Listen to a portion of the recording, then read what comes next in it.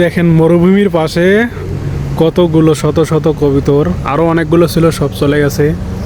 এগুলোকে প্রতিদিন একজন খানা দেয়, এই কারণে দেখেন কত কবুতর এসে আছে। আসলে মরুভূমির বুকে এরা কোনখানে থেকে কীভাবে খায় কীভাবে থাকে আল্লাহ জানে। কিন্তু ফাঁকা থাকায় দেখেন এই যে দেখেন কতগুলো কবুতর। ওই যে পানি দিচ্ছে একজনে, ওই যে রহিম ভাইরে আপনারা দেখাইছিলাম, রহিম ভাইয়ে পানি এখানে খানার ব্যবস্থা করে দিয়েছেন। দেখেন পালায় না কতগুলো কবুতর। এটা হচ্ছে আমাদের কোম্পানির বাইরে একবারে পিছনের সাইডে দেখেন যে প্রতিদিনে সবাই কম বেশি সবাই এখানে খানা দেয়। আছে অনেকগুলো কবুতর আছে, তাদের খানা কিন্তু অনেকখানে শেষ হয়েছে। 1 ঘন্টা আগে অর্ধেকগুলো চলে গেছে, অর্ধেকেরও বেশি বাকিগুলো দেখান আছে। তো এরা প্রতিদিন খানার আশায় আসে, তাদের একটা অভ্যাস হয়ে গেছে। হ্যাঁ দেখতে আছে মনে হয়, আছে মনে হয়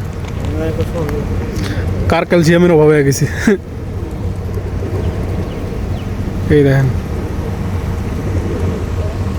এই কবুতরগুলো খাওয়া যাবে না, জব করে খাওয়া যায় না এগুলো তো ফ্রি কবুতর বাংলাদেশে পাইলে জ্বালালে হয়তো খাওয়া যায় জব তো। হ্যাঁ আরে জ্বালালি টালালি আছে, যায় খাবার না তাই এমনি দিয়ে খেয়ে ফেলায়। হ্যাঁ এখান থেকে একজন নিয়ে খাইছে 2-3টা, নাম না করে একজন খাইছি।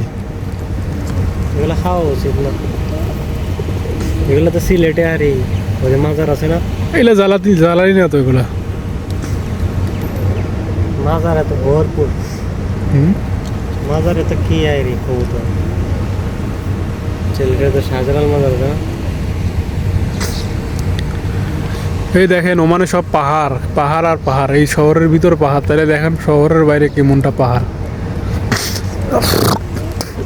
পাহাড়ের দেশে যে কি জিনিস যারা গরমে আসে তারা বুঝে